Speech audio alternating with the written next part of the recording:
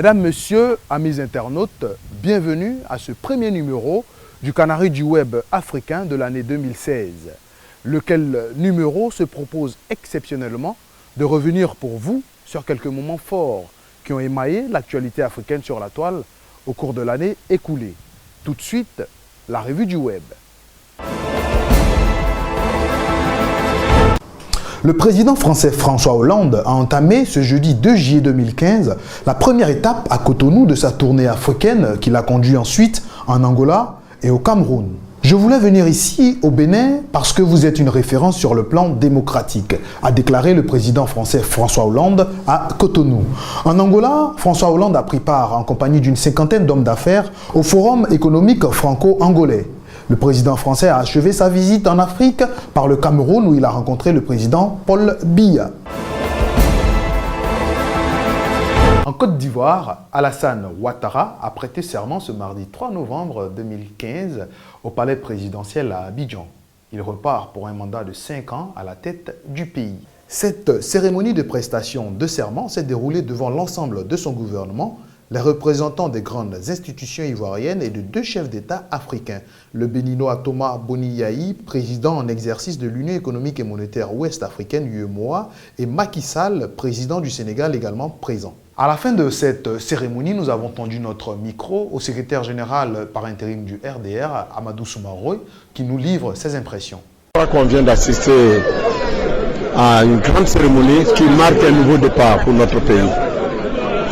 La Côte d'Ivoire vient de reprendre le chemin du développement, le chemin de la paix et de la réconciliation, un processus irréversible.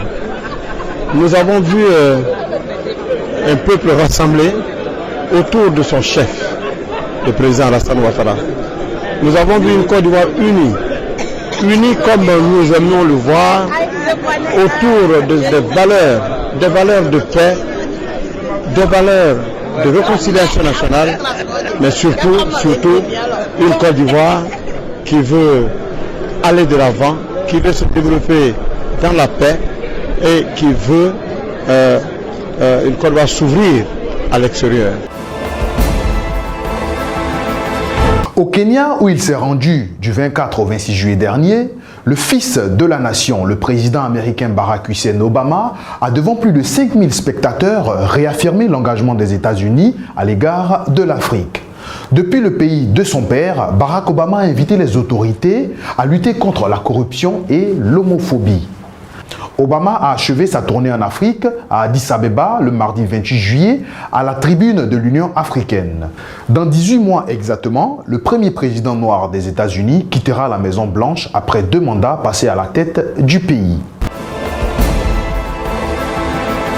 Restons toujours au Sénégal où le procès de l'ancien président tchadien Hissène Habré s'est ouvert le 7 septembre dernier après plus de 45 jours d'interruption. Amené manu militari au tribunal et après avoir refusé de décliner son identité, Hissène Habré a laissé ses avocats commis d'office intervenir pour son compte.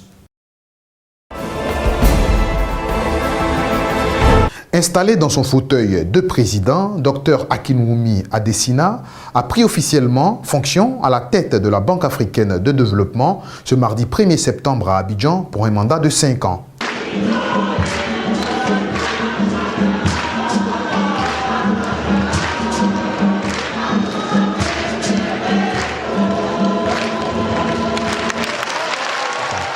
Le désormais 8e président de l'institution bancaire africaine a également prêté serment et traduit son engagement à œuvrer au développement du continent.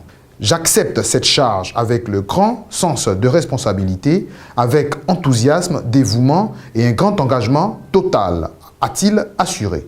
Il y a 1 an déjà, sous la houlette de son ancien président Donald Kaberuka, la Banque africaine de développement effectuait son retour dans la capitale ivoirienne après l'avoir quittée suite aux turbulences de la crise post-électorale de 2010. Garantir la croissance et les opportunités en Afrique, tel est l'objectif de la 14e édition du forum sur l'AGOA. Dans une correspondance diffusée dans les médias mercredi dernier à Libreville, le président américain Barack Obama exprimait sa profonde gratitude au peuple gabonais qui abrite l'événement. Le thème de cette édition, AGOA 15 ans, Pérennisation du partenariat pour le commerce et l'investissement entre les États-Unis et l'Afrique.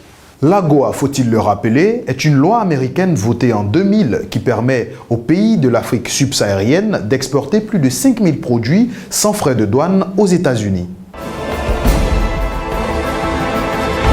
Le ministre ivoirien des Postes et d'éthique Bruno Koné a procédé ce jeudi 8 octobre 2015 à l'ouverture officielle de la 11e édition de Africa Telecom People à Abidjan. Les Africa Telecom People sont désormais un événement incontournable pour notre secteur. C'est devenu un rendez-vous majeur du secteur africain des télécommunications et du numérique qui contribue à la bonne information des acteurs, qui contribue à la formation et à la sensibilisation du grand public, mais qui contribue également à l'émulation et au partage entre pays et entre acteurs. Les participants ont tenté de répondre à cette question, e-commerce en Afrique 2015, l'année du décollage. Suivons ensemble les impressions de certains participants. Ça nous intéresse au plus haut point. Vous savez que nous avons un centre d'incubation qui accueille des startups et aujourd'hui nous sommes venus pour justement lancer un concours pour sélectionner 2 de ces porteurs de projets, ces jeunes porteurs de projets. Donc on est là un peu aussi parce que bon, ATP c'est vraiment le carrefour où tout ce qui est TIC, Télécom se réunit. Il fallait qu'on soit là pour rencontrer nos partenaires, entre autres Weblogy d'ailleurs, nos partenaires, les majors des télécoms dans les environs, ici aux ATP. VMK est heureux de participer au ATP cette année parce que nous avons accompagné les organisateurs déjà il y a 48 heures pour la mise en place du salon et reçu tous les exposants à nos bureaux. Nous voulons présenter nos offres de formation à toutes les structures présentes ici. Nous avons la présence de nombreux étudiants de plusieurs écoles dans le secteur des TIC qui visitent notre stand et à qui nous avons la possibilité de présenter nos différentes offres de formation. Ailleurs sur le continent, le Vatican a confirmé les dates du premier voyage en Afrique du pape François. Le Saint-Père se rendra successivement, selon ce communiqué, du 25 au 27 novembre au Kenya, du 27 au 29 novembre en Ouganda, puis les 29 et 30 novembre en Centrafrique. Le nombre de victimes sénégalaises de la bousculade mortelle jeudi dernier à Mina, près de la Mecque, est passé de 3 à 5 morts selon le général Amadou Dia, commissaire du pèlerinage. Pour l'instant, les recherches se poursuivent, a précisé le général. L'accident, rappelons-le, a fait 177 morts et 800 blessés, au moins de différentes nationalités selon les autorités saoudiennes. Sport, pour terminer, Sepp Blatter et Michel Platini ont été suspendus provisoirement 90 jours par la commission éthique de la FIFA ce jeudi 8 octobre. Selon les statuts, c'est le Camerounais Issa Hayatou, vice-président senior et par ailleurs président de la Confédération africaine de football CAF, qui prend donc provisoirement la tête de l'organisation. Pour rappel, Issa Hayatou a lui-même été déjà mis en cause pour corruption dans l'attribution du mondial 2022 au Qatar. Mesdames, Messieurs, amis internautes, voici passé en revue quelques moments forts qui ont marqué l'actualité africaine durant l'année 2015. Toute l'équipe du Canari du Web africain et Weblogy Group vous souhaite une excellente année 2016.